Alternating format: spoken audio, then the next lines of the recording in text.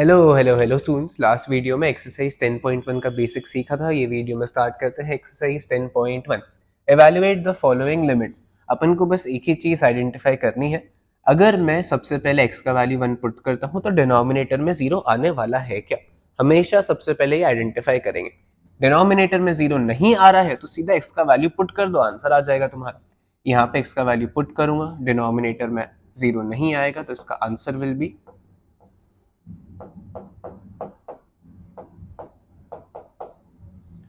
So this will be 2 minus 1 whole square plus 5. This will be 1 square मतलब 1 plus 5 equal to 6. जहां पे मैं x का value put करता हूं उसके बाद लिमिट लिखने का नीड नहीं है, वहां तक तुमको लिमिट लिखना पड़ेगा। यहाँ पे भी सेम, डिनोमिनेटर में 0 नहीं आने वाला है, x का वैल्यू 1 पुट कर सकता हूं तो answer will B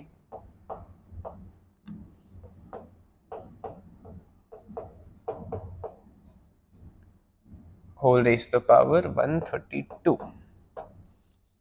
This will become 1 minus 3 plus 1 whole raised to the power 132, मतलब minus 1 raised to the power 132.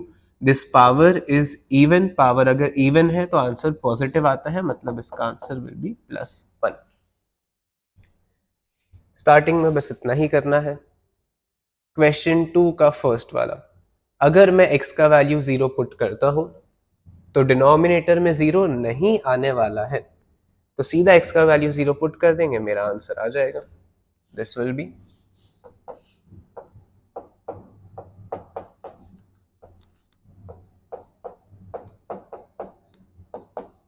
ये कुछ ऐसा रहेगा, ये 0 तो फाइनल आंसर b/1 मतलब b। यहाँ पे भी x का वैल्यू 0 पुट करूंगा, डिनोमिनेटर में 0 नहीं आएगा, सीधा पुट कर लो 1 + 0।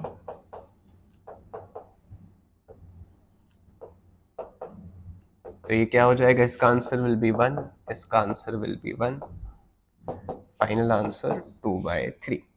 जब तक प्रॉब्लम एग्जिस्ट नहीं करता है तब तक मैं डायरेक्ट मेथड से ही सॉल्व करूंगा।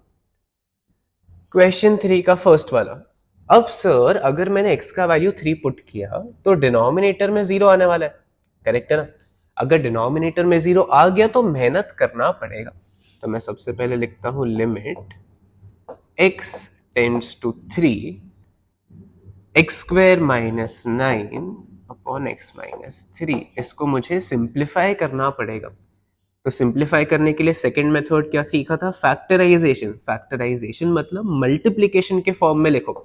इसे मल्टीप्लिकेशन की फॉर्म में मैं कैसे लिख सकता हूं, एक प्रॉपर्टी सीखा था बचपन में, a² - b² is a - b, a + b। x - 3 cancel, तो अब फंक्शन क्या बचा है मेरा, limit x tends to 3 x + 3। अब जो प्रॉब्लम था वो प्रॉब्लम हट गया है, तो अब मैं वैल्यू पुट कर सकता हूं। तो दिस विल बी 3 + 3 मतलब final answer will be 6। Same logic, same question, limit x tends to -1।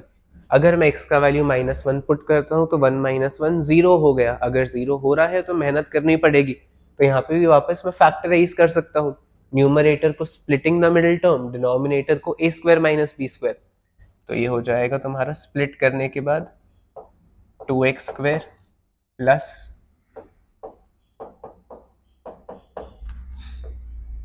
Denominator will be x - 1 x + 1।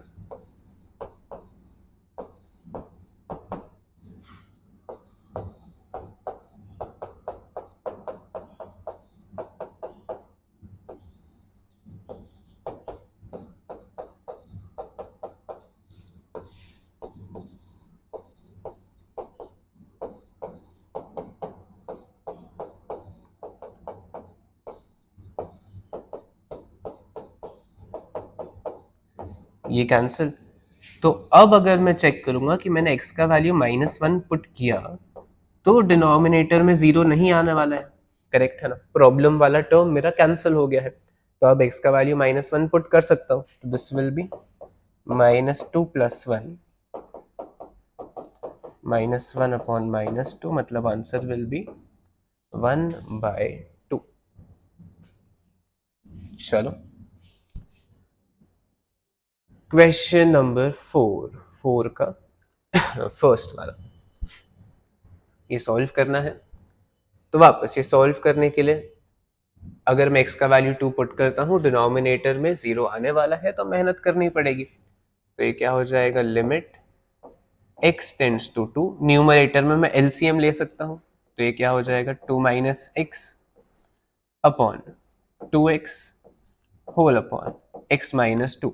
याद रखना ये वाला टर्म तुम्हारा ऊपर नहीं जाने वाला है, दिस डिवाइडेड बाय दिस, तो ये नीचे ही आने वाला है। Limit x tends to 2 2 - x upon 2x into x -2। अब एक माइनस का साइन में कॉमन ले लेता हूँ, न्यूमरेटर में माइनस कॉमन ले लेता हूँ, तो ये वापस बन जाएगा तुम्हारा x -2 2x x -2, ये कैंसिल, तो फाइनली क्या बचने वाला है, limit x tends to 2 -1/2x। अब मैं x का वैल्यू 2 पुट करूंगा, 0 नहीं बच रहा है, तो final answer will B -1/4।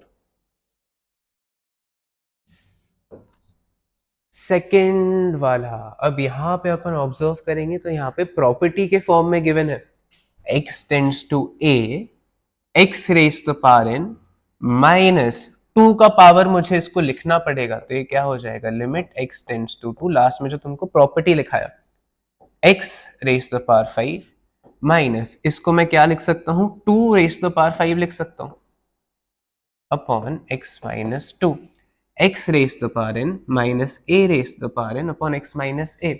This will be n x raised to the power, ये गलत लिखा है, n a raised to the power n minus 1, मतलब 2 raised to the power 4।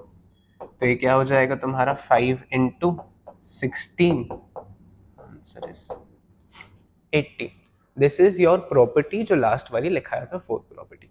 चलो ये वीडियो में बस इतना ही करेंगे। आई होप तुम ये क्वेश्चन अभी सॉल्व कर पा रहे हो, तुमको लॉजिक समझ रहा है। अगर तुम्हें वीडियो पसंद आ रहा है then please like share and subscribe. Thank you.